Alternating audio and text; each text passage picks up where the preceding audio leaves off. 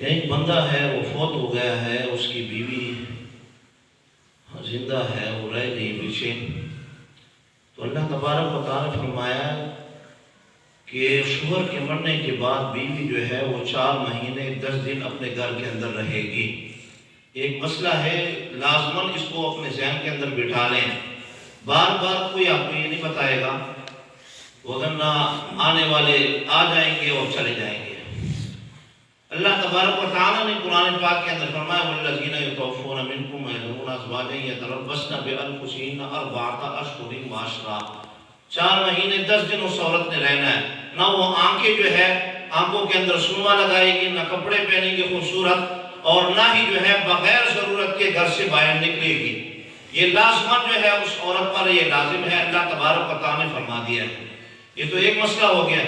دوسرا مسئلہ یہ ہے کہ جب بھی قبر بناؤ تو قبر کے اندر جو ہے پختہ اینٹیں کبھی نہ لگائیں. ٹھیک ہے، اس سے منع کیا گیا ہے. مٹی کی اینٹیں ہو یا پھر جو ہے وہ سلیبیں ملتی ہیں وہ آپ لگائیں، وگرنہ اندر جو ہے یہ مکروہ قرار دیا گیا ہے. یہ کبھی بھی جو ہے، کیونکہ میں نے پہلی مرتبہ دیکھا یہاں پر کوئی ہوتا ہوگا، باقی علاقوں کے اندر بھی یہ چلتا ہوگا نظام، تو اس چیز کو آپ قریب نہ آنے دیں. دوسری بات یہ ہے کہ سیکھنے والی بات ہے، اپنے ذہنوں کے اندر آج ہی بٹھا لیں اور دوبارہ جو ہے یہ نظر نہ آئے.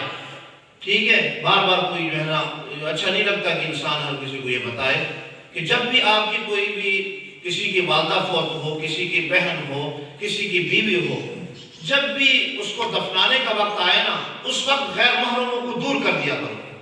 غیر محرموں کے لیے اجازت نہیں ہے کہ وہ قبر کے اندر اس کو اندر دفنائیں یا وہاں قریب کھڑے ہوں، بلکہ ان کو کہو دور کھڑے ہو جائے. ان کی کوئی ضرورت نہیں ہے. آپ جب آپ کی ماں ہے تو آپ کو اتنی شرم نہیں آتی کہ آپ اپنے ماں کو اندر داخل کریں قبر کے اندر، کہ آپ غیر محرم کو اس کو ہاتھ لگانے کی اجازت دے رہے ہو. زندگی کے اندر تو آپ اس کی طرف نگاہ اٹھانے کی بھی کسی کو اجازت نہیں دیتے، اور جب وہ فوت ہو جائے تو وہ اتنی ناوارث ہو گئی ہے کہ وہ آپ کے ہاتھ کی بھی محروم ہو گئی، آپ کے ہاتھ سے بھی محروم ہو گئی ہے. تو اس لیے جب آپ کی کسی کی ماں فوت ہو جائے، کسی کی بیوی ہو، کسی کی بیٹی ہو، وہ ضرور جو ہے اس چیز کا جو ہے خیال رکھے کہ وہاں کوئی بھی غیر محرم قریب نہ ٹھہرے. جب وہ دفن ہو جائے اس پہ مٹی ڈال دو، اس کے بعد جو ہے پھر آتے وہ کوئی دعا کرتا ہے دعا کرے، کوئی جو ہے تلاوت کرتا ہے تلاوت کرے.